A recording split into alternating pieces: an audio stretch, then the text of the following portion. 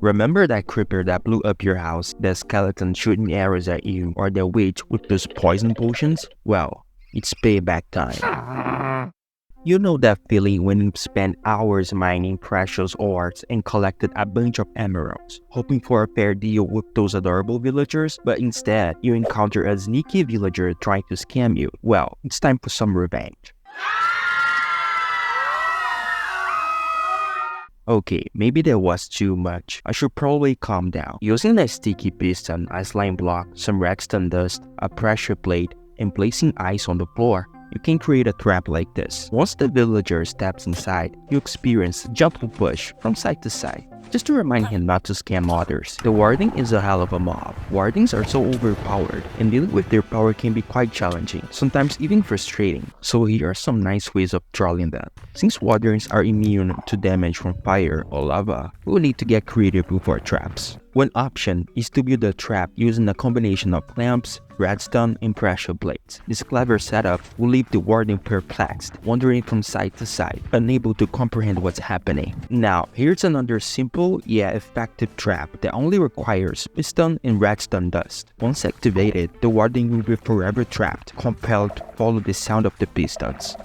Pool Warden. This one is simple yet incredibly entertaining to watch. By managing to get at least two witches close to each other, you can easily initiate an infinite fight between them. Since they will keep healing themselves, the battle will go on indefinitely. Oh no, poor pig. Caught in the midst of their magical showdown. Snowballs are awesome for trolling mobs. They might not do much damage, but you can keep throwing them at zombies, driving them crazy with annoyance. To make this even easier, set up a structure like this. The snow golem will keep the zombie tormented forever. By the way, did you know that the snow golem's face looks just like that beneath the carved pumpkin? Well, I had no idea about this. I didn't mean to spoil your base reveal video. I'm so sorry. If you're a sadistic person, you may want to try this second method, but I think it's a little too much for our purposes. Iron golems can sometimes be cruel with us, so I think they too deserve a lesson. If you attach an iron golem to a lead and connect it to a structure like this after naming the mob dinner bone with a name tag, the iron golem will keep floating upside down forever. Now using the observers, a sticky piston and slime blocks will make them bounce up and down. But if you're really not a fan of iron golems, you can try this alternative. Build a lava pool above the setup and their demise will be slow and painful. Now, this is a good one. Remember that creeper that blew up your house you spent forever building?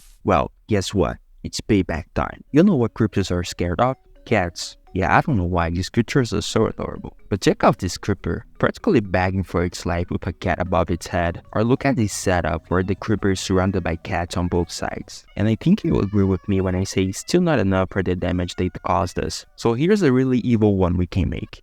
Maybe this time, they'll learn their lesson. I totally get it. Revenge on skeletons is on your mind, and I don't blame you. They can be super annoying for new players and even for the hardcore ones. Here's our plan. Let's make them wear these water freeze boots on a sunny day with nowhere to hide. It will be a total nightmare for those spawny troublemakers. They won't stand a chance. Here's a good way to troll an enderman. Since endermen are afraid of water, we'll create an underwater prison with water all around. Now, let's place a random block inside the prison. If the enderman tries to grab it, the water will come in and it's game over for our friend. Another option is to create a one-block prison in the middle of the ocean. The enderman will stay there forever, thinking about all the trouble he has caused us. This one is more of a general purpose because you can use it to prank different mobs. Once trapped, the mob won't be able to go anywhere. You just need to click on the trapdoor to activate the trap. This other one is a well-known trap. It can be used to trap all sorts of mobs. Once the mob enters the trap, there is no way out. I think we all have explored the ancient cities and came across these annoying shulkers. They can be a real headache sometimes. Even the enderman can escape their annoyance. Hold up,